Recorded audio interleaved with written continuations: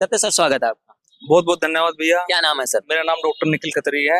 उपचुनाव होने जा रहे हैं, क्या माहौल रहेगा? सबसे पहले भैया, जैसे कि हम सभी को पता है, इस उपचुनाव में ये भाजपा वाले कह रहे थे कि भाई सपा में मनमुटाव है, तो ये मनमुटाव हमारी पार्टी में कहीं भी नहीं है। जो राष्ट्रीय अध्यक्ष जी का फैसला होगा वो पूरे जन का फैसला होगा। हमारी सारी मीटिंग हो चुकी है और 10 की 10 सीट हम जीतने वाले, तो सबको पता है। ऊपर से अभी हरियाणा में चुनाव है। हरियाणा में आप एक बात बताओ, बीजेपी ने उधर क्या किया है?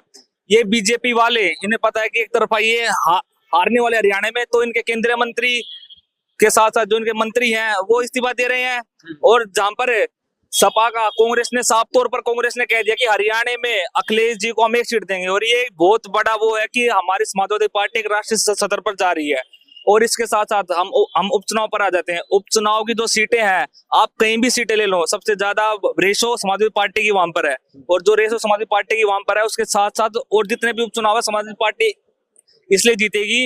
ये कह रहे थे कि अयोध्या में इनकी जीत है, सुल्तानपुर में मेनका गांधी जी को उन्होंने हराया, मुजफ्फरनगर में केंद्रीय मंत्री जीते, चंदोसी, इसमें क्या कहते हैं, चंदौली में हराया। तो ये भाजपा वाले सिर्फ एक काम करते हैं, ये झूठ फैलाते हैं। अगर आप झूठ फैला लो कोई बात नहीं है, पर आप कुछ काम तो करो। क्या नहीं कर रहे? वो तो कह रहे हैं हम इतना काम कर रहे हैं, जनता के लिए काम कर रहे हैं। अभी क्या हुआ? अभी वो वीडियो आई थी जौनपुर में, क्या हुआ? क्या हुआ जौनपुर में, बताइए आप। मंत्री जी ने उसको, हमारे मीडिया वाले भैया कितनी बदतमीजी से बात की उससे, उसको मारने पर उतारू हो गए। और उसके बाद जो फोटो वायरल हुई, उसमें पूरी की पूरी सड़क फटी हुई थी। उस रिपोर्टर साहब ने क्या उस सड़क के बारे में पूछ लिया और मंत्री जी उनको मारने के लगे। उसके बाद वो जब फोटो वायरल हुई तो सबको पता लगा कि भाई ये जो योगी जी के मंत्री हैं, ये अपने काम से भाग रहे हैं। और अगर अपने काम से ना भागते तो इनकी सरकार फिर से बहुमत से नहीं बनती। आप एक बात, तो अब ये बीती हफ्ता भी नहीं हुआ, सुल्तानपुर में हमारी समाजवादी पार्टी के एक माननीय सदस्य थे, उनकी बर्बरता से हत्या कर दी गई है। और उनकी हत्या पर योगी सरकार से कोई पूछने वाला कि तुमने उस पर क्या किया है? अच्छा, आपने कहा हत्या, लगातार हत्या बलात्कार हो रही है, कानून व्यवस्था सक्षम नहीं है इसमें लगाम लगाने में? कानून व्यवस्था बिल्कुल भी सक्षम नहीं है। अब आज हमारे माननीय जी वहां पर जा रहे थे सुल्तानपुर में, पर ये योगी वाले ये क्या करते हैं, अगर अखिलेश जी वहां पर जाएंगे तो कम से कम उनके लोग उनसे बात कर रहे हैं, पर ये योगी सरकार चाहती नहीं है। पता नहीं योगी सरकार किसकी है। इस चुनाव में राजपूतों ने इनको वोट नहीं दिया, ठाकुरों ने इनको वोट नहीं दिया, जाट इनको वोट देता ही नहीं है ना। वोट दिया नहीं तो फिर सरकार में कैसे आ गए? सरकार में इस बार आए कहाँ है ये? इस बार सरकार में तो है।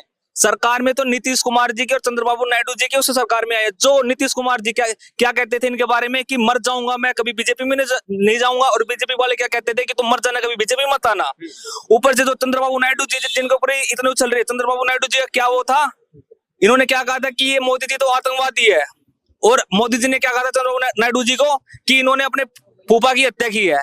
तो ये सभी के सब एक थाली के चट्टे बट्टे हैं। इन्हें पता है अगर बीजेपी सरकार नहीं बनी है तो वो अखिलेश यादव जी के उससे नहीं बनी है। अखिलेश यादव जी इतनी सीट 43 सीट 37 सीट ना निकालते तो बीजेपी वाले एक तरफा हो जाते। और अब जो चुनाव होने वाला है उसमें समाजवादी सरकार एक तरफा सरकार बने, क्योंकि हर आदमी, हर तबका ये चाहता है कि कैसे पीढ़ी आगे बढ़े, कैसे प्रदेश आगे बढ़े और कैसे देश आगे बढ़े। देश